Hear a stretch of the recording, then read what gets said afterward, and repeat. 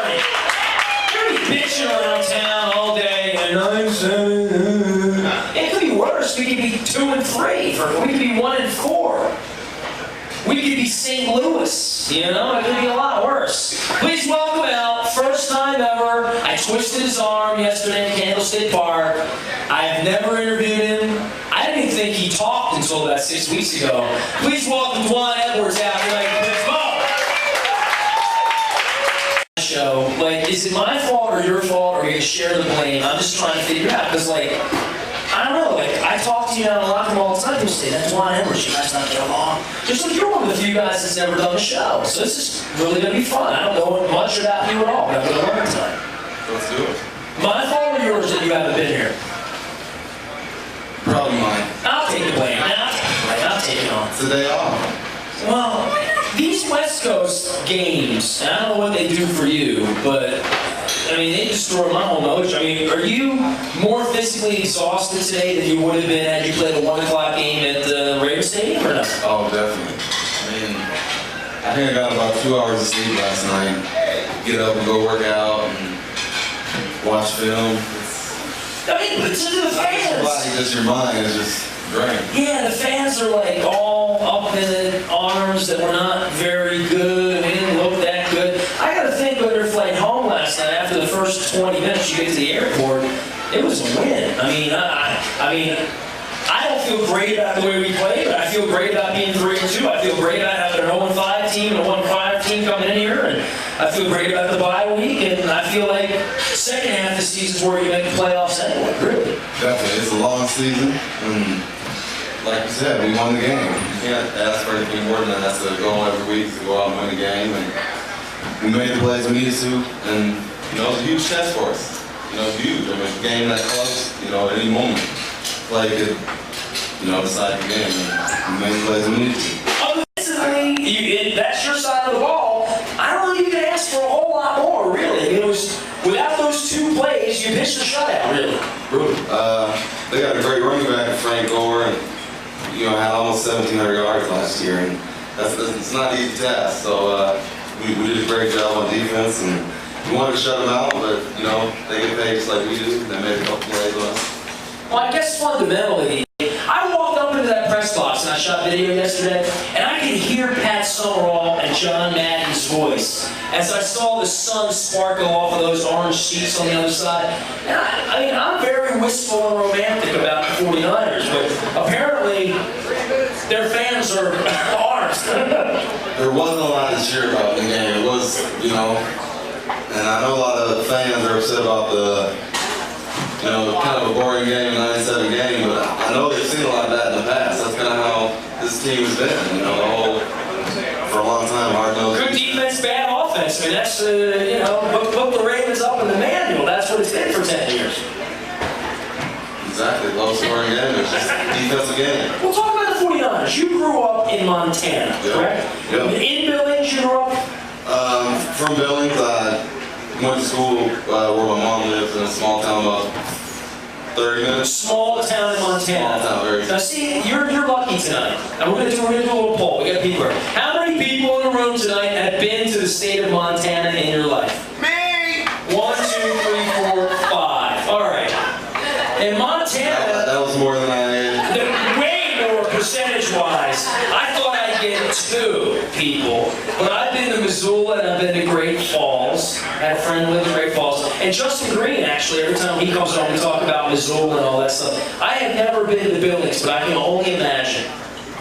I went back this off season and was just amazed. I think, you know, as I get older and just live out here, like it was beautiful out there in the summertime, warm weather. Just, You miss it? I miss some of it. I definitely. For a week or 2, it would be a quiet place to go hang. I definitely want to get a place there and go back there. My family's there. Great place to grow up. I mean, I'm here, so I can't complain. You know? But when you grow up there, do you realize, like, do you know what you're missing not living in a bigger place or having that environment? Like, what's the first time you got on a plane and went somewhere to a big city where you saw, like, buildings and homeless people? What's kind of funny about that is none of my parents are from Montana. My dad's from Chicago, and my mom's from Flint, Michigan. What are they doing there? How do they, you never asked them? Well, I mean, it's kind of just family, kind of a family thing that ended up just kind of moving there. I'm not. So, I mean, It's weird. I can't imagine growing up 30 minutes outside of Billings. I mean, I can imagine Billings is, probably the size of Westminster or something like that. It's probably 100-some thousand. Okay. And then you move outside. Yeah. The thing that I think is cool about Montana, so did Justin Grease, is their speed limit. I mean, you can't beat that, right? It's done now. They changed that. It's kind of a little. What's the fastest you've ever driven legally? In Montana, it can be 400 miles an hour. I mean, you could add a rocket.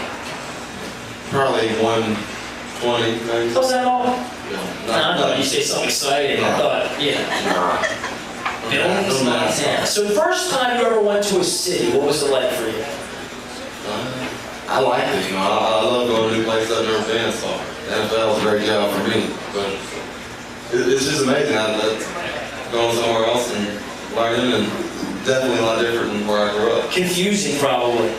I'm going to Asia next month, and I don't read Chinese or Japanese, so I'm very, very concerned about this. I love it. So San Francisco, why were you a Niner fan? That was your team? Did you have a... My older brother was a Niner fan, so I just followed suit, You Jerry Rice guy, Steve Young John guy? Montana. The whole deal? Yeah. See, I don't think you're old enough to know the Montana thing. I guess you were... something like that. Yeah. Have you ever been there or no? No. You played at Stanford probably, or Cal Berkeley or whatever, right? Just, seeing all these guys, watching on TV since I was a little kid, and playing in the same stadium, it was amazing. That's what I thought. Oh, the win, definitely. I just expected more something out of... I mean, second quarter, I turned to my wife, I said, this kind of reminds me of like a preseason game or something. It was weird, the atmosphere. I even heard their fans booing the play calling, some of the play calling the 49ers were doing during the game. And, that's tough. I know some of our fans may get upset at some of the play calling every once in a while. I haven't heard the boos like I heard at San Francisco. They play very conservative. So you didn't play with Dilfer, and so I guess you don't know Dilfer, but other guys in the team do, or coaches or whatever. What kind of things were being said about Dilfer prior to the game as far as defensively what to look for? Because I guess the number one thing is the feeling on him is he can't go down the field with the ball. And that's the one thing you don't really have to prepare too much for, that it was an easier day for our secondary. Yeah, that was the game plan. We knew it was going to be like, short, quick stuff, a lot of stuff for backs, easy throws, check downs, stuff like that. Exactly what happened. Well, it looked like you guys knew what they were doing before they did it. Physically, they looked overmatched at that point, but I think we all got a little nervous after the first big play, and then the touchdown. That thing felt like it happened very, very quickly, and I feel like with our defense, and maybe you can expound upon this, the quick strike thing has to be what every offensive coordinator or quarterback's thinking about, because I don't think anybody's thinking, well, we'll just go out on the Ravens and put a 14-play drive together. That doesn't happen very often against our D. It's tough, and that's what we want to do, is make teams, drive the field on us. We believe every time we go out there that we're going to get stopped, and, our defensive coordinator says, they're not in until they're in.